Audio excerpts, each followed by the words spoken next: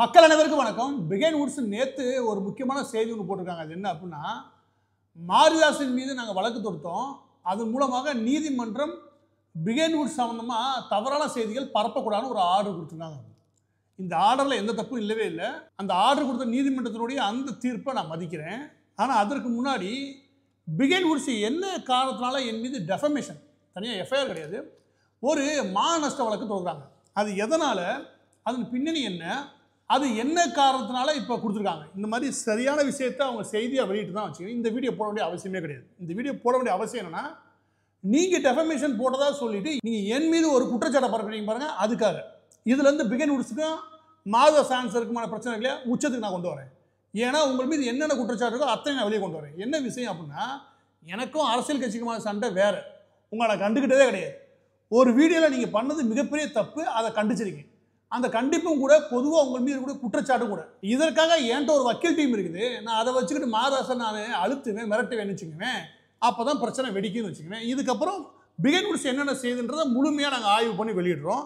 முதலாவது என்ன மான நஷ்ட வழக்கு எதனால் அப்படின்னு நான் சொல்லிடுறேன். என்ன விஷயம் அப்படின்னா, நாங்கள் 7/4/2025 ஒரு வீடியோ ஒன்று போடணும். அது என்ன அப்படின்னா, தர்பூசணி இருக்கு இல்லையா, இந்த தர்பூசணி வியாபாரிகள் எங்களுக்கு அதுக்கடுத்து ஒரு 2-3 வாரங்களுக்கு முன்னாடி எங்களை தொடர்ந்து தொடர்பு கொள்கிறாங்க. என்ன சொல்கிறாங்க அப்படின்னா, வெவ்வேறு இடங்கள்ல இருந்து என்ன சொல்கிறாங்க அப்படின்னா, தமிழகம் முழுவதும் தர்பூசணிக்கான விலை விழுந்துருச்சு. பொதுவாக 20 ரூபா 25 ரூபா போக வேண்டிய தர்பூசணி 3 ரூபா 4 ரூபாய்க்கு எடுக்கிறாங்க. அதற்கு காரணம் ஒரு ரூமரை பரப்பி விட்டாங்க. அதை பரப்புனது யாருன்னு கேட்டப்ப பிகைன் வுட்ஸை கை காமிச்சாங்க. அது ஒரு மாதத்துக்கு முன்னாடி ஒரு வீடியோவில் போட்டிருந்தாங்க. அந்த வீடியோவில் அவங்க என்ன பண்ணியிருந்தாங்க அப்படின்னா, தர்பூசணியில் சிவப்பாக இருக்கிறதுக்கு என்ன காரணம் தெரியுமா, அதில் சாயம் ஏற்றுறாங்க தெரியுமா அப்படின்னு சொல்லி ஊருக்குள்ளே கொஞ்சம் கூட பொறுப்பே இல்லாமல், நமக்கு வியூஸ் வரணும், நமக்கு பெரிய லெவலில் இன்கம் வரணுன்றதால எதையாவது பரப்பலாமா? உங்களுக்குன்னு ஒரு பொறுப்பு இருக்குது. ஏன்னா உங்களுக்கு ஒரு ஃபாலோவர்ஸ் இருக்காங்க. அப்படின்னா அந்த பொறுப்போடு நீங்கள் நடந்துக்கணுன்றதான் பிகைன் வுட்ஸை நோக்கி நம்ம எழுப்பின கேள்வி. அதில் காட்டமான சில கேள்விகள் நம்ம கேட்டிருந்தோம். அது என்ன அப்படின்னா, அந்த கேள்வி என்னோடவே கிடையாது, பொதுவாக மக்கள் எல்லாரும் சொல்கிற விஷயம். நான் பிகைன் வுட்ஸை பார்க்குறதே கிடையாது. எந்த நடிகர் நடிகைகள் சம்மந்தப்பட்ட எந்த செய்தியும் நான் பார்த்தது கூட கிடையாது.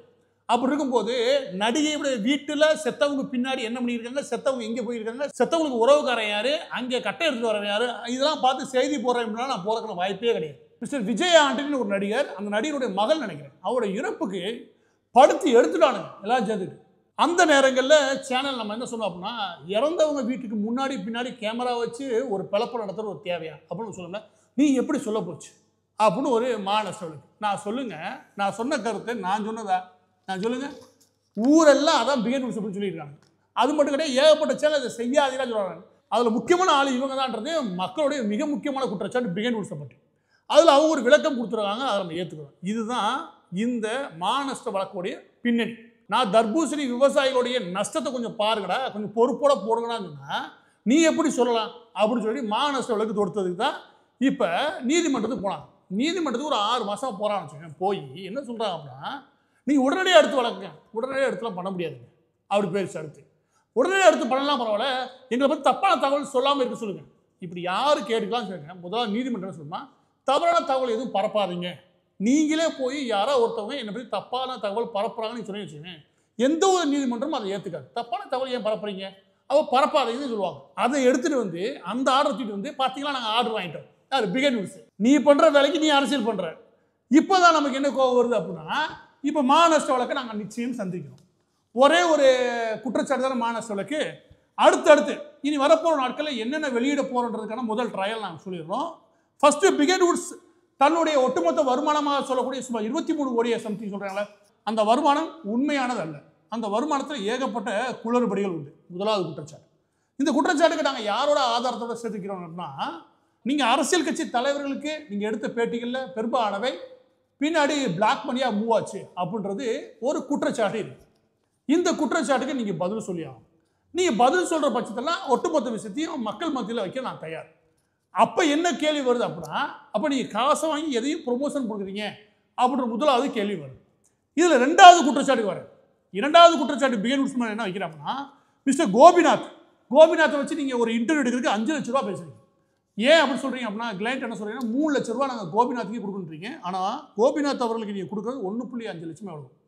அப்போ மீதம் இருக்கக்கூடிய கணக்கை ஏன் போலியாக சொல்லணும்? இது கிளைண்ட்ஸோட, உங்களுடைய கிளைண்டோட குற்றச்சாட்டு. இதே மாதிரி பிரபலங்களை வச்சுக்கிட்டு நீங்கள் பண்ணக்கூடிய விஷயங்கள் இல்லையா, அதாவது பேட்டி எடுக்கிற பேரில் பேட்டி எடுத்தா கோபிநாத் பேட்டி எடுத்தால் போயிரும் பாருங்க அப்படின்னு சொல்லி மக்கள் அந்த வரவனை நல்ல மண்டையை கழுவி அதில் நீங்கள் கோபிநாத்துக்கு ஒரு அமௌண்ட் சொல்கிறீங்க பாருங்கள், அந்த அமௌண்ட்டில் என்னுடைய கேள்வி இருக்குது. எனவே இது இரண்டாவது குற்றச்சாட்டு.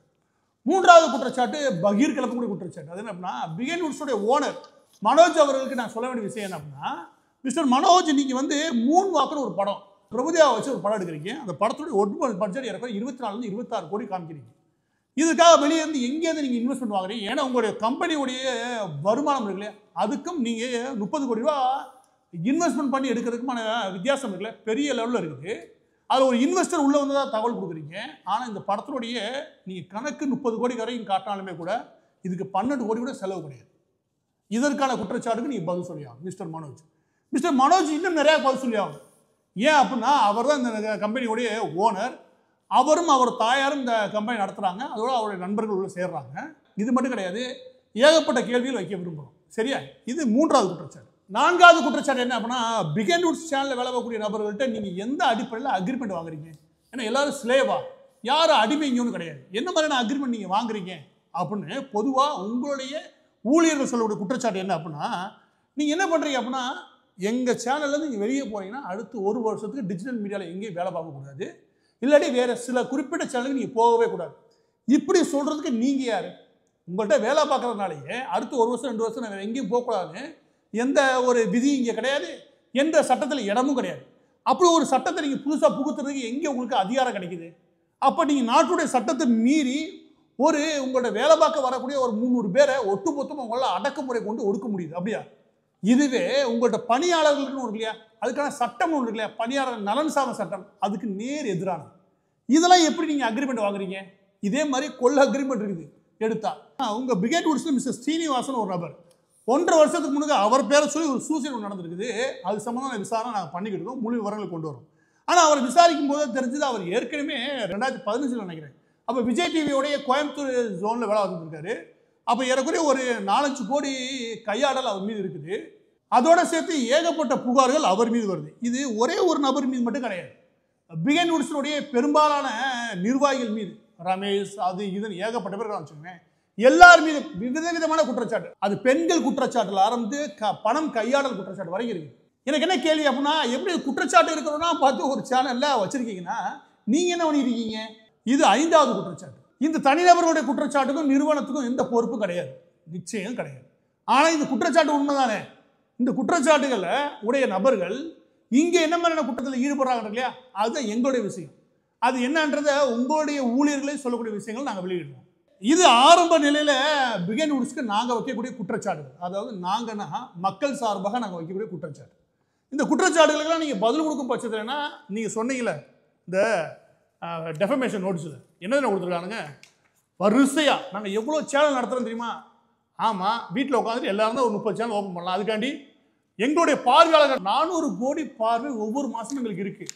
இதில் 6வது குற்றச்சாட்டுக்குள்ள போகலாம். அது என்ன அப்படின்னா, இதை பாருங்க, இந்த பார்வையாளர் கொண்டு வர பாருங்க, நடிகை பற்றி கிசுகிசுலேருந்து ஏகப்பட்டது பேசணும்னு வச்சுக்குவேன், நல்லா பார்வையாளர் வருவாங்க. அந்த பார்வையாளர் தான் இங்கே மதிப்பு கிடையாது. ஆனால் உங்களுடைய இதை சொல்லி தான் நீங்கள் உங்களுடைய கிளைண்டஃப்லாம் நீங்கள் ஏறக்குறைய மூளை செலவு பண்ணுறீங்கன்னு வச்சுக்கோங்க. ஆனால் இந்த 414 கோடின்றது உங்களுடைய அதிகபட்சமாக இந்த கொரோனா நேரத்தில் நீங்கள் கொடுத்த பெர்ஃபார்மன்ஸை தவிர இப்போ கிடையாது. இப்போ உங்கள்கிட்ட இருக்கக்கூடிய எல்லாத்துடைய வியூவும் எடுத்தாச்சு. அந்த வியூவை பார்த்தோன்னு வச்சுக்கோங்க, இதுலேருந்து சுமார் 30% வரைக்கும் கீழே இருக்குது. அப்போ நீங்கள் உங்களுடைய கிளைண்டை இந்த மாதிரியான போலி தகவல்கள் மூலம், இது மட்டும் கிடையாது, நீங்கள் ஏதோ அவார்ட் ஃபங்க்ஷன் நடச்சுன்னு சொல்லிட்டு அதை வச்சு ஒரு போலி தகவல் சொல்கிறீங்க, அவ்வளோ கூட்டம் கூடும் இவ்வளோ கூட்டம் கூடுன்னு, அதுலேயும் நம்பர்ஸ் போய் இந்த மாதிரி நீங்கள் கொடுக்கக்கூடிய பெரும்பாலான நம்பர்ஸ் எல்லாமே பெஸ்ட்டு பெர்ஃபார்மன்ஸை எப்போயா பண்ணியிருப்பீங்களே, அதை வச்சுட்டு இன்ன வரைக்கும் ஊருக்குள்ளே பலரையும் கழுவிக்கிட்டீங்க மண்டையை. அப்போ இந்த குற்றச்சாட்டுக்கு சேர்த்து நீங்கள் பதில் சொல்ல வேண்டியிருக்கும். எனவே இறுதியாக பிகன் வுட்ஸ் மட்டும் கிடையாது, மக்களுக்கு நம்ம சொல்கிற விஷயம் என்னன்னா, நம்மளுடைய நிலைப்பாட்டில் உறுதியாக இருக்கும். அது என்ன அப்படின்னா, பிகன் வுட்ஸ் அந்த தர்பூசணி விவகாரத்தில் பொறுப்பில்லாமல் வெளியிட்ட வீடியோ இருக்கு. அதனால் ஏறக்குறைய தமிழகத்தில் 35 லட்சம் விவசாயிகள் பெரிய அளவில் பாதிக்கப்பட்டாங்க. அதில் ஏறக்குறைய குறைஞ்சபட்சம் 3 லட்சம் குடும்பத்தை காலி பண்ணானுங்க. இது ஒரு பொறுப்பற்ற செயல். இது பிகன் வுட்ஸ் மட்டும் கிடையாது, யாருமே பண்ணக்கூடாது. இது நிச்சயம் இது மாதிரி விஷயங்களை எதுக்க தான் செய்வோம். இதற்காக ஒரு டெஃபமேஷன் வழக்கு, மாநஷ்ட வழக்கு நீங்கள் அனுப்புறீங்கன்னா அதை நாங்கள் எதிர்கொள்வோம். ஆனால் எங்கள் வேலை என்னன்னா, இந்த பிகன் வுட்ஸு, இந்த கலாட்டா, இந்த மாதிரி ஆளெல்லாம் போய் தொடுறது கிடையாது. எங்கள் வேலை திமுகவோட ஆளுங்கட்சியோட சண்டை ஓடி இருக்கிறது. இதில் நான் இப்போ உள்ளே வந்து என்னையே சும்மா இருக்கே நீங்க கேட்டீங்க உங்களையும் சேர்த்து விடுவானே, அதையும் சேர்த்து விசாரிக்கிறோம். அப்படி விசாரிக்கும் போது எங்கேருந்து நம்ம ஆரம்பிக்க விரும்புகிறோம்னா மிஸ்டர் மனோஜ் இருந்து ஆரம்பிக்கணும். இறுதியாக ஒன்று சொல்லி முடிக்கிறேன். நீதிமன்றம் என்ன சொல்லியிருக்கு அப்படின்னா, பிகைன் வுட்ஸை பற்றி தவறான தகவலை பரப்பாதீங்க. நாங்கள் வெட்டியதெல்லாம் சரியான தகவல் நினைக்கிறேன். சரியான குற்றச்சாட்டு பரப்பக்கூட கிடையாது. உங்கள் மீது வைக்கக்கூடிய உறுதிப்படுத்தப்பட்ட தகவல் இருக்கு இல்லையா, அதை நாங்கள் இனிமேல் வெளியிடுறதுல எந்த தயக்கமும் கிடையாது. நீங்கள் பண்ணுறது என்னென்னா, வாயவே தொடக்கூடாதுன்னு யாரும் அடைக்க பார்க்குறீங்க. அப்படிலாம் யாரும் இருக்கவே முடியாது. எந்த நீதிமன்றம் சொல்ல போகிறதும் கிடையாது.